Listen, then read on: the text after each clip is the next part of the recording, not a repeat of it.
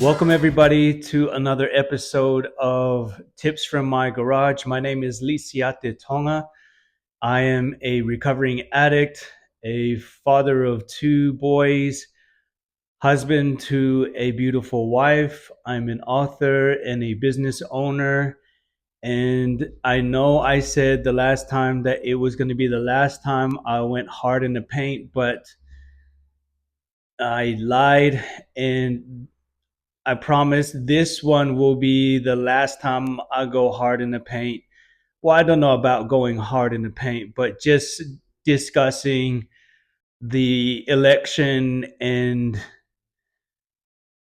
just giving my thoughts and my opinions on what has transpired. And this is the day after, well, in Australia, it is the day after the election where Trump was declared the winner of the 2024 presidential election for the United States of America. And yeah, I guess I woke up this morning and I jump online, and in my feed it's just full of liberals and Democrats melting. It's like that scene from Wizard of Oz when they threw a glass, or not a glass, but a pail of water onto the witch, and she's like, I'm melting, I'm melting, I'm melting. And she just kind of, shrivels up into nothing. And that's what it looks like online at the moment. And it's really interesting for me to see how this is affecting people. They're just opposite ends of the spectrum. You see on the one hand complete elation from the Republican Party and anyone who actually was voting for Trump, and then on the other hand, it's just a complete meltdown.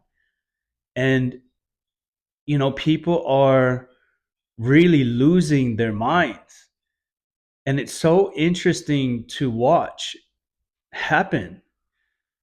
There's a lot of crying, there's a lot of gnashing of teeth, there's a lot of disdain and animosity towards Trump and his administration, and also towards everyone who is supporting Trump. And I guess for me personally, my own feelings is when I found out Trump won, it was pretty surreal for me, to be honest, because you've invested so much of your time and energy into what's going on, because you know how impactful this particular election is going to be, even historically, and so much is in play. There's a lot of anxiety and anxiousness, and biting of fingernails, and it's just been a roller coaster of emotions. And then even when Trump was announced the winner, it was still kind of surreal. There wasn't any like complete jubilation like there was, like I was jumping up and down for joy that this actually happened. It was more like a sigh of relief, to be honest. And I wonder if that was the collective feeling of the people, the citizens of the United States. And I think by the looks of the results, winning the popular vote, the electoral vote, and just a sea of red, it is telltale of how everyone was feeling, leading up to the election. And I think that there still is a collective sigh of relief. I mean, I'm wrapped. I am actually pretty. I feel more relieved than anything else. I think I would have felt a bit more tense. I would have, if it had gone the other way, I feel like I would have had to have dug a little bit deeper to find the the the strength in me. And also I would have had to recalculate things. I would have had to adjust my way of thinking to adapt to what would have happened. I think I would have adjusted, I would have adapted, and I would have continued to move forward in the best way that I could. I just think I would have done it with a little bit more vigor and motivation, because I would have felt like the situation would have been more dire, and not just on a local level, like in America or here in Australia, but just like on a global level as well. I would have felt anxious for the rest of the world, and so I was feeling very relieved and very proud to be American, actually, and to actually see democracy win. Trump didn't win, the people won. America won. It's how things were meant to be. And in a constitutional republic, which is what we are, and the way that the country is set up, I'm so grateful that it's set up the way that it is, because that means you cannot have a monopoly on the country. And I think the people voiced their opinions loud and clear and made that known yesterday, that hey, this is not about you, the government. This is about we, the people, at the end of the day. And if the government sucks, then the people are going to kick them out, and that's exactly what happened, and that's what should have happened, and that's what really felt liberating. I want to use that word because it did really feel like freedom. It really felt like freedom won. And it made me grateful for what our forefathers had done prior, back in those days when they were creating the Constitution, and trying to create a free nation. Everything that they have done to set it up the way that it did, so that the people could remain free. And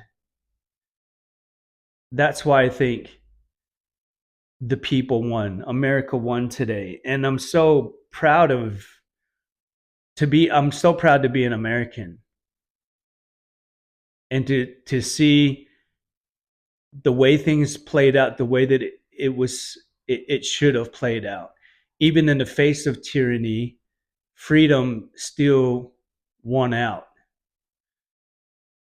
And I'm so wrapped about that. And I feel, on the one hand, I feel bad for the people that think that they have lost. I watch them, and I just see them in hysterics, and it's really fascinating to me. But I think the one thing that they they will actually never see. Well, I don't want to say never, because you can never say never, but we avoided for the time being what could have been. I'm not trying to sound like Kamala, just so you know. It's just, we really did avoid what could have happened, and how that would have played out. And I think it would have been interesting if we could somehow be able to fast forward, if the election had gone the other way, if we could fast forward 1 or 2 years to see how that played out. I wonder if we would look back with great relief, saying, "Oh goodness, I'm so glad that that didn't happen." Because that would have been a lot worse off than where we are today. We really avoided something that was going to be, in my opinion, worse than what it will be under Trump. And we won't get to see that. And I think that that's a blessing, that we won't get to see that. We avoided seeing what could have happened. And that's a win. And we should be grateful for that. The thing about Trump and winning the election is that, okay, on the one hand, Trump, he cares a lot about his legacy. And his legacy is to make America great again.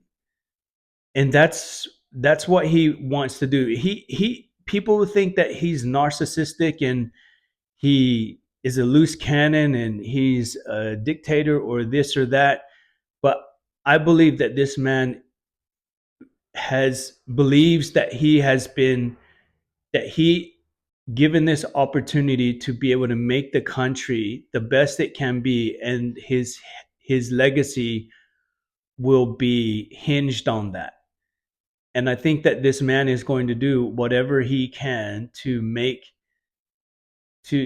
sure that he leaves his legacy in a good place, so that when we look back in the history books, that they will speak well of him. And no matter what anyone's opinion of it is now, I believe that what Trump wants to do is he wants to be remembered as the president that the freedom president, the one who didn't back down from tyranny, the one who brought peace through strength, and upheld the Constitution of the United States. And this is what I believe that he believes his legacy is going to be about, because that's a great memory. That's a great way to be remembered.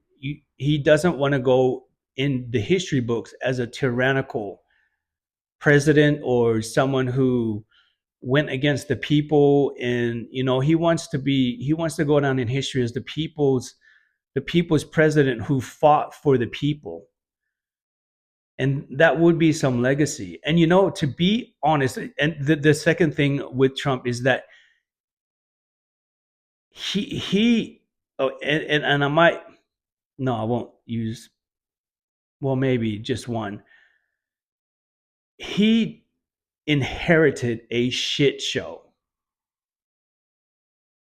I don't know how else to put it, but just because Trump won the election did not change a thing. The country is still the way that it is. And there's still time between now and when he's inaugurated in January. And who knows what can happen between now and then. And then if Trump makes it that far and he gets sworn in, then he's got, I mean, this, honestly, what's happening in this country is disgraceful. It is, it needs to it needs to change in order for it to get better. And so he's got his work cut out for him. And I wouldn't want that job. And I guess that's why I'm not running for president. But he's inherited probably the worst job in the world. And especially the way they criticize him, and they're so critical of him, and how mainstream media has put him, and how they've been able to sway people and get them so highly emotionally strung that all they can think about is, this guy is the president now and he's going to ruin our lives. And what our job to do as citizens of the United States is, we have to hold him accountable. So yeah, Trump won. So now it's like, okay, these are the things that you said you were going to do. You're going to create safer borders for our country. You're going to bring the cost down. You're going to pull us out of these wars overseas. You have all these things that you're going to do. We need to make sure that he does them, because just because he won today doesn't make Trump exempt from it being done to him. Because if the people don't want that, then the people are going to rise up and they're going to say the same thing. We need to get him out and get somebody else in. So, just because Trump wins didn't change a thing. It hasn't changed a thing. There's still a lot of the work starts now, actually. There's a lot of things that have to be done. And we have to make sure our job as citizens are to make sure, first of all, is to make sure that we hold him accountable to everything that he does. And also, the other thing that we have to do, and let me preface it with this, is that if Trump does what he's supposed to do and to uphold, is he will help to preserve our individual freedoms to life, liberty, and the pursuit of happiness. So that doesn't mean that his job is to give us handouts. and we shouldn't be waiting around for handouts. So now is not the time for us to sit around like beggars and be like, okay, Trump, what are you going to give me now? What you're in office now? What are you going to give me here? What are you going to give me for this? What are you going to give me for this? This isn't how the country is actually what the Constitution and the way that our forefathers has designed our country to be. It's the pursuit of happiness. It's not give us happiness. It's not give us handouts. It's just give us the opportunity. So Trump's job is to make sure that we have, first of all, to protect our country. We need to make as little enemies as possible. We want to have peace through strength, so that we're not inviting enemies into our country, because that inviting people into our country that hate our country or that are going to kill our citizens. This is not creating a safe country. So his job is to firstly make our country safe, and then protect our freedoms so that we can take our shots. That's it. So that means that we still have to grind. So if all that happened is that, okay, now he's cleared the playing field for us to be able to take our shots, that's it. There's nothing else that's going to come to save you or to save us. Now what we can do is we can take our shot.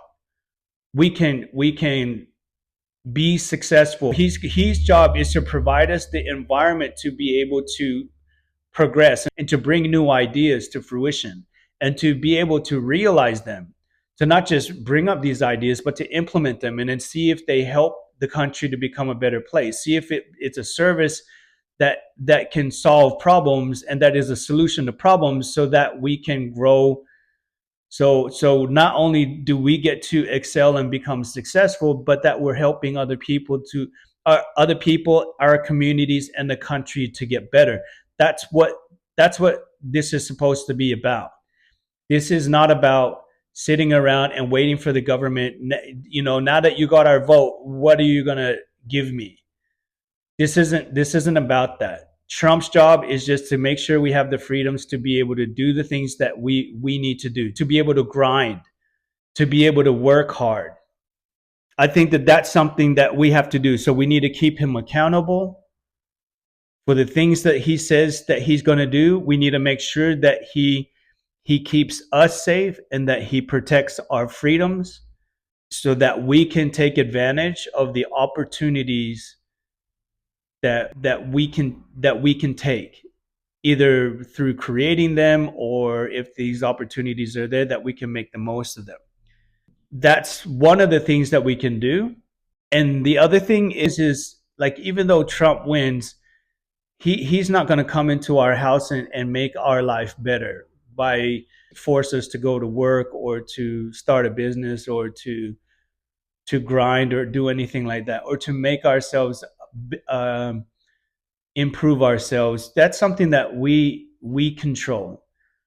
So we need to focus on what we can control. And this also goes for those of you who thinks that they lost, or are unhappy with what the next 4 years you think hypothetically is, or potentially is going to look like. You still have a choice. You still have control of things. And what you do have control over is yourself.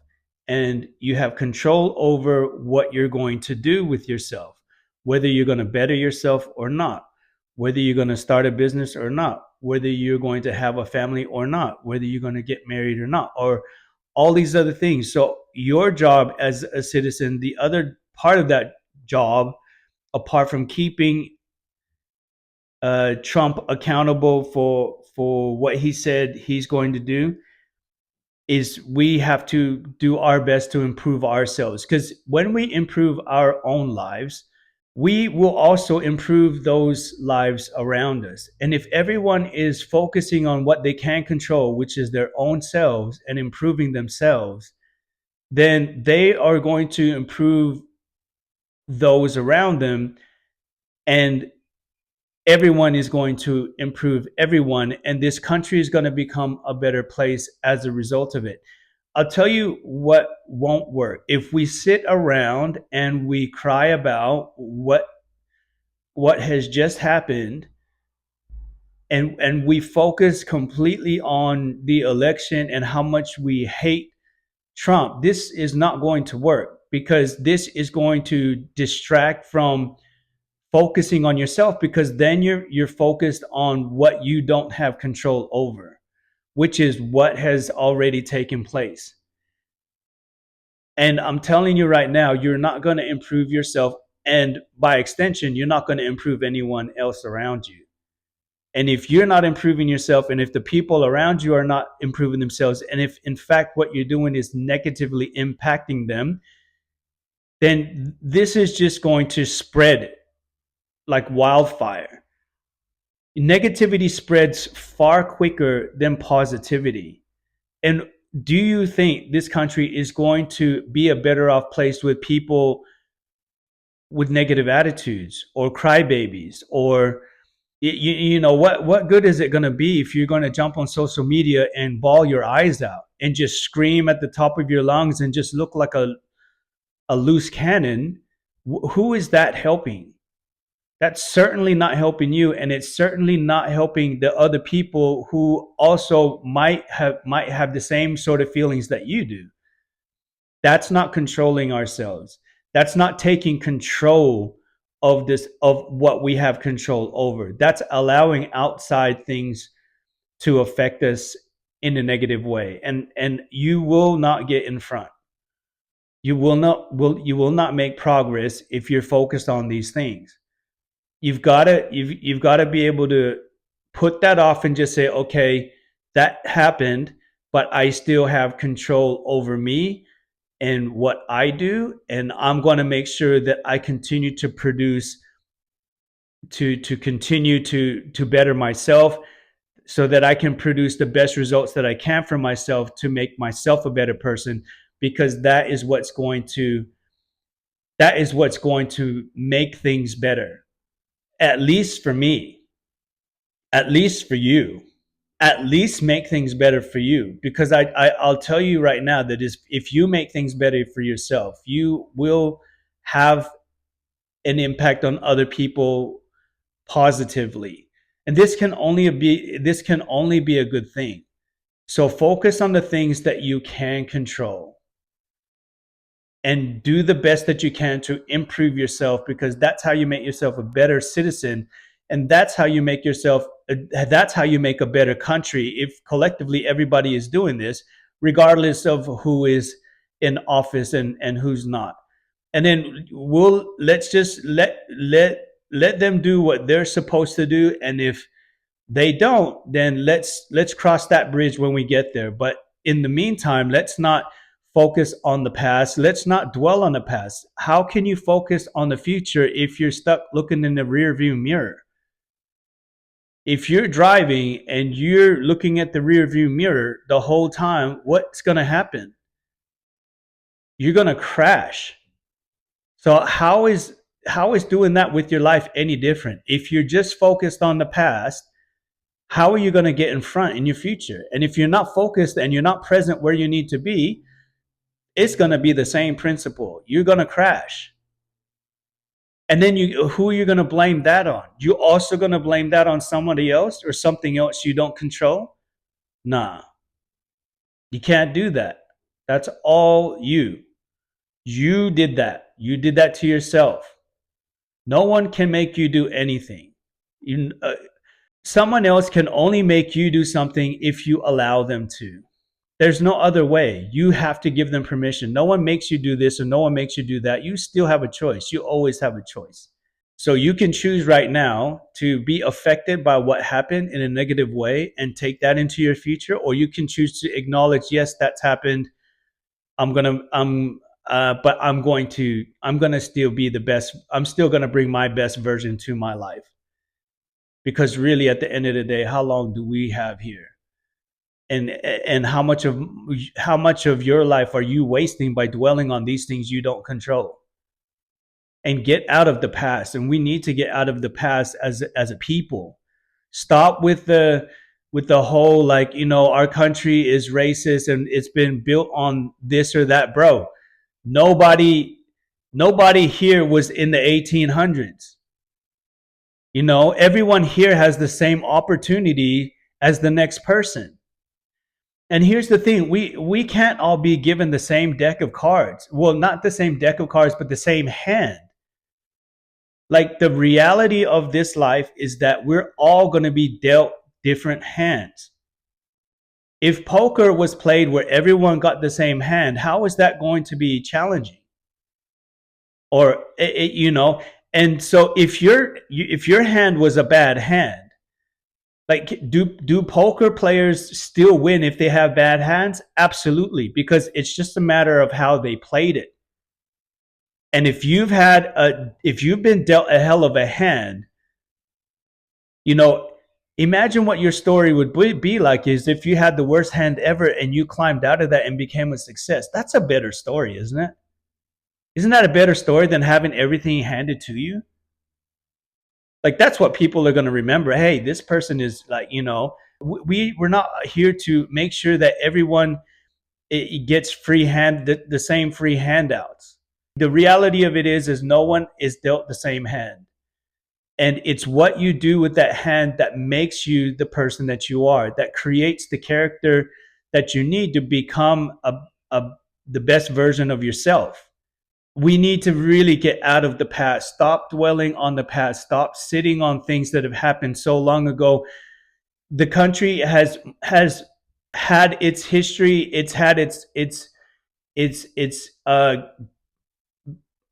things that have happened that probably shouldn't have happened, but it's also given us the country that we have today, with the freedoms that we have today, with the blessings and the privileges that we have today that no other time in history ever has. And how is that actually a bad thing?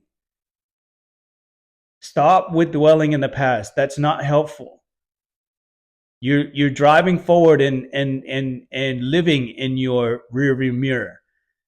And when you do that, you will crash. And it will become a disaster. So instead, what you should do, focus on the present, make the most of your opportunities today so that your future looks bright. And that's what we should do. Be optimistic about what's going to happen next. The future looks bright. Patrick Bet-David always says that. That's one of his mantras, is future looks bright. And I love that. No matter what is going on in this world, the future should still look bright. It's not this doom and gloom. And in fact, nobody wants to be around you if you're like that. If you're some negative Nancy and you're just running around, oh, I hate this and I hate, bro. No one wants to hear that. No one wants to be around it. And the people that do want to be around it, bro, no one wants to be in that conversation. That is just like a bunch of crabs in a bucket. Everyone just pulling each other down. Bro, don't do it. It just doesn't, it's not helpful. It doesn't make things better. That's for sure. We still have our lives to live. It's not the end of the world. You think it's the end of the world. It's not. We still have our lives to live. So live your life. Do your thing. Be the best version of you. That's how you deal with this moving forward. Be the best version of you. Focus on what you have control over. Things are going to work out. The future still looks bright.